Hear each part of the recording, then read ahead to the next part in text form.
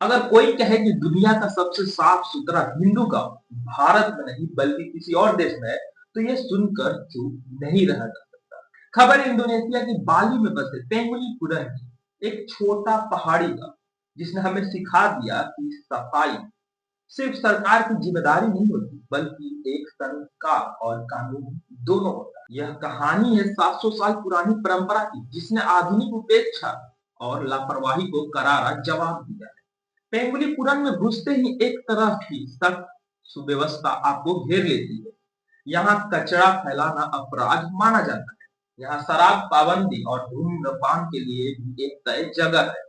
हर घर के सामने छोटे मोटे मंदिर और पारंपरिक बांस के बने घर एक संदेश देते हैं। यह सिर्फ दिखावा नहीं, यह जीवन का तरीका है और यही तरीका यहाँ अपराध और अराजकता को जन्म नहीं देता। यहाँ दर्जनों साल में एक भी अपराध का रिकॉर्ड नहीं मिलना किसी आकस्मिक सफलता की कहानी नहीं है, यह सिस्टम की मजबूती है। यहाँ की महिलाओं की भूमिका आंखें खुलवाने वाली है। हर महीने वे मिलकर पूरा गांव साफ करती है।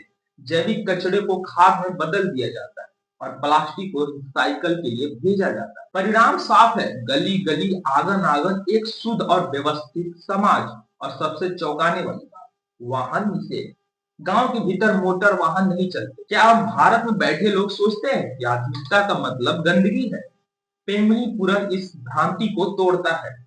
हैरानी तब और बढ़ जाती है जब ये समझने की कोशिश करते हैं कि यह गांव मुस्लिम बहुल इंडोनेशिया में है, लेकिन यहाँ की हिंदू संस्कृति इतनी मजबूत है कि वह सार्वजनिक व्यवहार और नैतिकता तक को नियंत्रित करती है।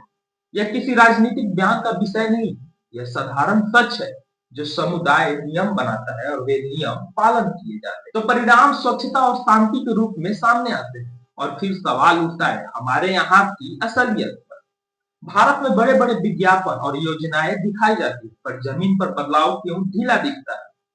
क्या हमने अपनी जिम्मेदारी साझा करने का पाठ छोड़ दिया है? पेंगुलीपुरम का संदेश सरल है और कठोर भी। सफाई आदत बननी चाहिए, न कि दिखावा। यह गांव टूरिस्ट के लिए भी खुला है, पर उससे बड़ी सीख हमारे अंदर की आलस और उदासीनता के खिलाफ है।